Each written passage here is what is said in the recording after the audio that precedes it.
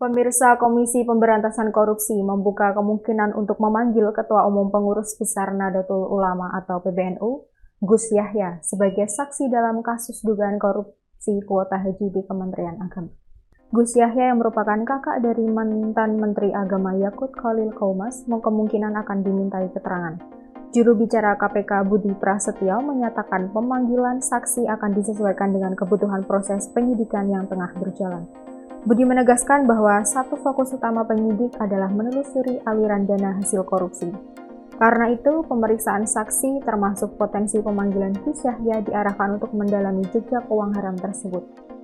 Pelaksanaan tugas Deputi Penindakan dan Eksekusi KPK Asep Guntur Rahayu menyatakan KPK tengah menerapkan metode follow the money untuk melacak kemana saja dana hasil korupsi mengalir dalam kasus kuota haji. Ia menjelaskan bahwa penelusuran ke organisasi kemasyarakatan atau ormas keagamaan seperti PBNU dilakukan karena penyelenggaraan ibadah haji melibatkan peran ormas. Asep menegaskan langkah tersebut bukan untuk mendiskreditkan institusi tertentu, melainkan bagian dari upaya pengembalian kerugian keuangan negara atau aset recovery. Di sisi lain, pihak PBNU melalui Akwan Abdul Muhaimin telah mendesak KPK untuk segera mengumumkan tersangka dalam kasus ini. Ia mengaku gerah lantaran lambatnya penanganan kasus dinilai telah mencemari nama baik PBNU dan menimbulkan kesan seolah-olah lembaga tersebut terlibat secara institusional.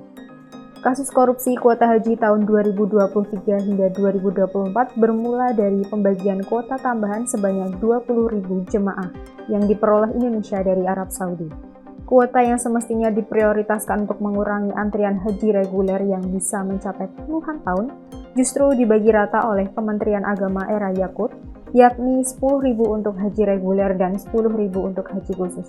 Kebijakan ini melanggar Undang-Undang Haji yang menetapkan kuota haji khusus hanya 8% dari total kuota nasional. Akibatnya, sekitar 8.400 jemaah haji reguler yang telah mengantri lebih dari 14 tahun gagal berangkat pada tahun 2024. KPK menduga ada niat jahat di balik pembagian tak proporsional ini yang melibatkan dugaan jual beli kuota antara oknum Kementerian Agama dengan pihak travel.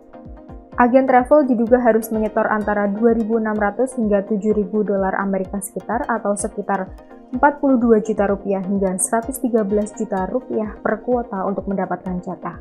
Saat ini KPK sedang mendalami siapa perancang naskah SK tersebut dan alur perintah di baliknya sebelum ditandatangani oleh Menteri.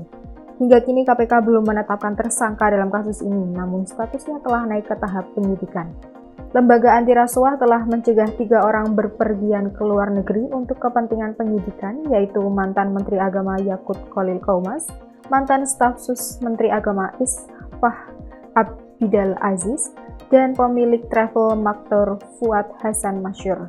Dugaan kerugian negara dalam kasus ini ditaksir mencapai lebih dari 1 triliun.